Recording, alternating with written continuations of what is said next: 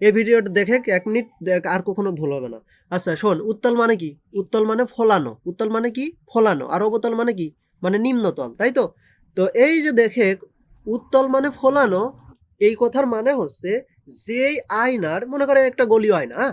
এই গলীয় আয়নার এই ফলানো পাশ কোনটা বলে তো? ফলানো পাশ কি? এই যে এইটা ফলানো পাশ না?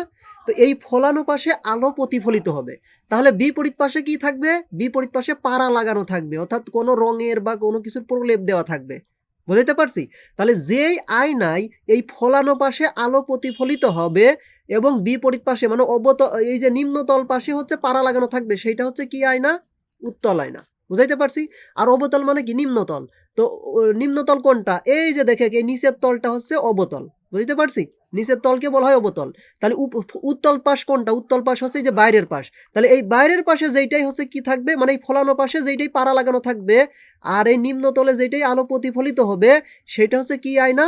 অবতল আয়না। বুঝাইতে পারছি? তাহলে অবতল আয়নায় কি হয়? এই অবতল পাশে আলো প্রতিফলিত হবে এবং উত্তল পাশে কি থাকবে? পাড়া লাগানো থাকবে। আর উত্তল আয়নায় কি হবে? উত্তল আয়নায় হচ্ছে অবতল পাশে পাড়া লাগানো থাকবে আর উত্তল পাশে কি হবে? আলো প্রতিফলিত হবে। ব্যাস, এবার থেকে যেন আর ভুল না হয়। ওকে?